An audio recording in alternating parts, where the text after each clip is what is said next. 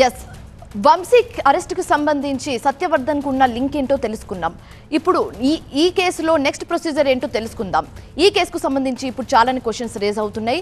వల్లభనేని వంశీకి బెయిల్ వస్తుందా? రిమాండ్కి తరలిస్తారా?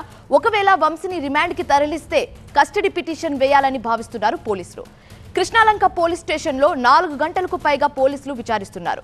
టీడీపీ ఆఫీస్పై దాడిలో ఎంతమంది పాల్గొన్నారు? సత్యవర్ధన్ను ఎవరు కిడ్నాప్ చేశారు? కుటుంబ సభ్యులు ఎందుకు ఫిర్యాదు చేశారు?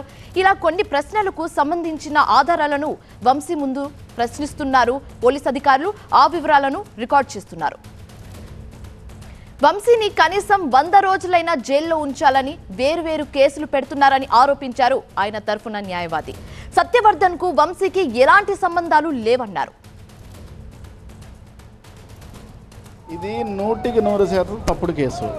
పోలీసులు ఎలా అయినా వల్లభనేని వంశీని జైల్లో పెట్టి 100 రోజులైనా బయటికి రాకుండా చేయాలన్న ఒక కుతంత్రం తప్ప దీంట్లో నిజం అనువంతైనా లేదు. ఓఎస్ఎస్ ఫర్టిలిటీలో సైన్స్ ఇంకా ఓఎస్ఎస్ హెల్ప్ తో ఎందరి కలలు నిజమయ్యాయి. In the good hands of science. Mummy daddy అవ్వాలంటే ఓఎస్ఎస్ కి కాల్ చేయండి. ఎందుకంటే ఆ సత్యవర్ధన్కి వల్లభనేని వంశీకి సంబంధం లేదు. సత్యవర్ధన్ వచ్చేసి అమాయకంగా ఏమీ జరగలేదని సత్యవర్ధన్ నిజమే పలికాడు, నిజమే చెప్పాడు. జడ్జికి 164 స్టేట్మెంట్ రికార్డు కూడా జరిగింది. దాంట్లో వల్లభనేని వంశీ పాత్ర ఏం లేదు, వాళ్ళ మనుషుల పాత్ర అస్సలు లేదు. అంటే సరే, వల్లభనేని వంశీనే స్వయంగా ఆ సత్యవర్ధన్ వెంట పెట్టుకుని తీసుకుని వచ్చారు అనేటటువంటి ఆరోపణ ఒకటి వినిపిస్తోంది, ఏమంటారు? చాలా అబద్ధం. వల్లభనేని వంశీ గారు హైదరాబాద్లోనే ఉన్నారు. సత్యవర్ధన్ కేసుకి వల్లభనేని వంశీకి అసలు సత్యవర్ధనే వల్లభనేని వంశీ మీద తప్పుడు కేసు పెట్టాడు. 100% తప్పుడు కేసు. ఆ తప్పుడు కేసు అతను నిజం తెలుసుకొని జడ్జి దగ్గరికి వెళ్ళి జరిగింది చెప్పడమే తప్ప అందుట్లో ఇంకోటి ఏం లేదు. వంశీ పాత్ర లేదు.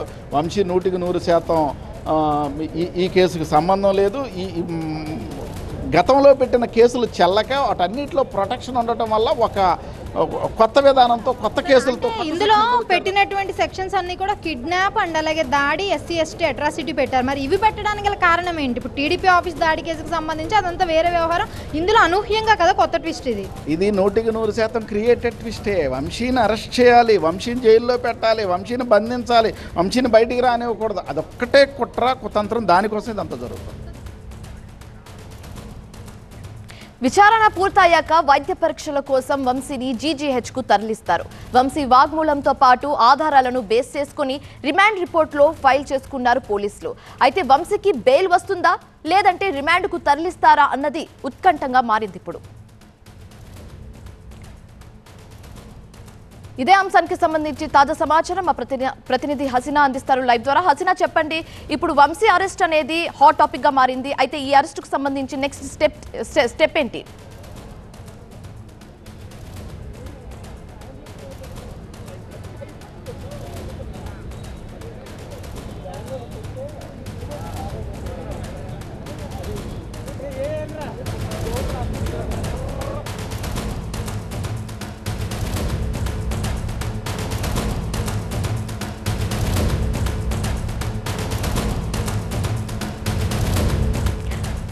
ఎస్, వల్లభనేని వంశీకి బెయిల్ వస్తుందా? రిమాండ్కి తరలిస్తారా? ఒకవేళ వంశీని రిమాండ్కి తరలిస్తే కస్టడీ పిటిషన్ వేయాలని భావిస్తున్నారు పోలీసులు. కృష్ణాలంక పోలీస్ స్టేషన్లో 4 గంటలకు పైగా పోలీసులు విచారిస్తున్నారు.